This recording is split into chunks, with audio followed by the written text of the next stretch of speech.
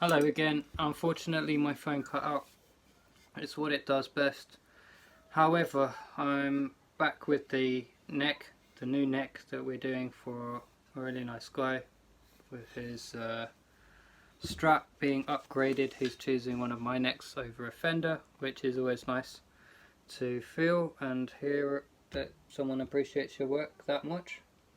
So I've re-leveled the frets. I wasn't happy. There were hip spots here and there that I'd missed out doing it as quickly as I did before. Just to summarise, I started the video saying that everything was levelled. Basically this part of the board was levelled, but a few of the frets up here and a couple of edges here weren't. So I've just readdressed that while I was waiting for videos to be deleted from my phone, so I had enough space to re-upload this one.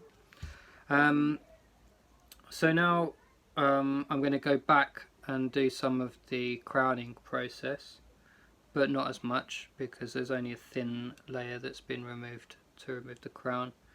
I'm then going to repeat with the rounding over process with this sanding block. So let's do a few frets, remembering to lean in on one end and on the opposite end lean into the opposite angle. So lean in one angle, low E, make that E lower, right up until about the D string, and then from the D start making a sweep to the other corner, and then just politely create an edge where it hasn't taken material. You don't want the sharp edge anywhere, you want a curved edge, so create that curved edge to be more specific.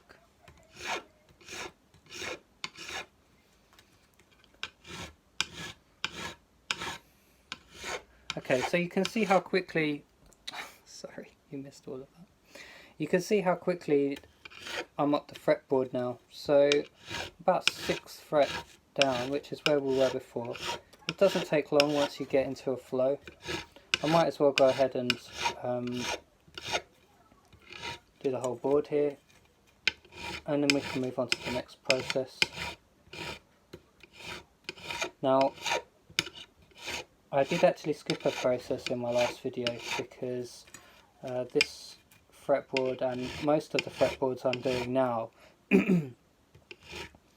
are having the rounded over fret ends, or bullet fret ends. It just looks nicer, it's a sleeker, more professional feel and look, and it's also a very comfortable way to have the frets. It basically means that the end here is rounded over into a ball, and it's glossed, sanded and gloss buffed, so it really looks like some kind of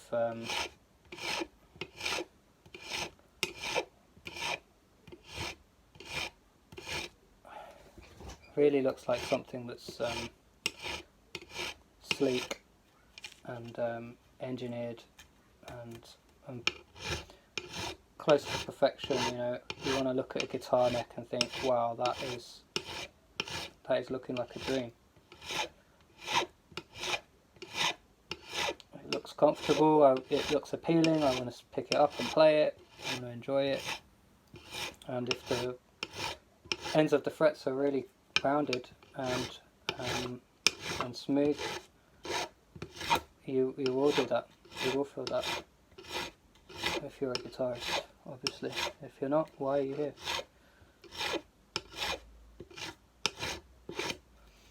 Okay, I'll stop there because I don't want to go like the whole video doing the crowning process. It's not close-ups, there's not multiple angles, so there's really no point in taking all the time to do that. But we'll go back into some rounding over of the edges. So this is the part that I missed last time. So I've got a rounding fret end file, and I've already done this, I do it just before the leveling process, or just after the leveling process. I take off the corner of each side of each end of the fret by just rounding the shape, going across at a maybe 35-40 degree angle on basically every edge. But then what I do is I zoom in, and I'll do that rounding over, but on a very small scale, all the way around, so that something that's got lots of different angles from being leveled and then having the fret sort of triangulated in a way at the end at first. You just basically taking away increments each time.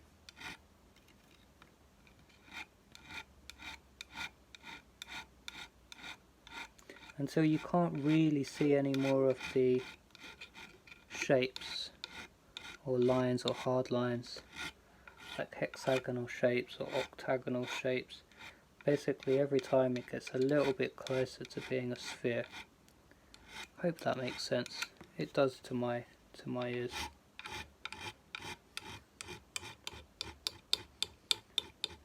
And what you end up with is that. Now, if you can see there, what I've got is something that's got no edges. It's not going to catch on your hand, it's not going to hurt your hand, it's never going to be that way. This fret is going to live its whole life, and even when it's leveled and crowned and repolished, that edge is going to be nice and curved. And if you continue up the board on every fret, just like how I did, you'll have perfectly comfortable rounded over frets. Now that's the first part of the process for this task. The other part of the process starts with this and ends with 2000 grit sandpaper, and then a polishing wheel or a Dremel adapter with a polishing disc on it and some metal polish. But you have to work through the grades, so start with something like 300 or 400, go up to something like 1000 or 1200, and then go up to either 1500 or 2000 or both. If you feel like you want to put 110% into the grades, you will make the polishing process a lot quicker, it will be a lot smoother, and it will be a much higher gloss. You can get there with different compounds on a polishing disc, but if you don't have a professional buffer, then you'll be probably struggling because you can't use a Dremel with different grades of compound. To my mind, it's a bit of a hassle putting compound on a Dremel disc. I use a metal polish paste. That's about what I can use, and even when that dries, it's not pleasant to work with. It dries in a few seconds. So using something like that on the fretboard, it is ideal to work up to grades of papers. But to be honest, I've kind of, you know, you need to address it as much as it needs to be addressed. I mean, when you're using a file, if you're very delicate and if you learn and you're experienced enough to become very delicate at using the file, you obviously need to use the sandpapers way less, because you're removing way less scratches from each individual piece of metal. And you know, with experience you get quicker at these things, and they take you a lot less energy, and you have to go back and forward a lot less times. But the general gist of it is, make this end rounded as you can go with this file, and then round it over even more with different sandpapers. We've done our crowning.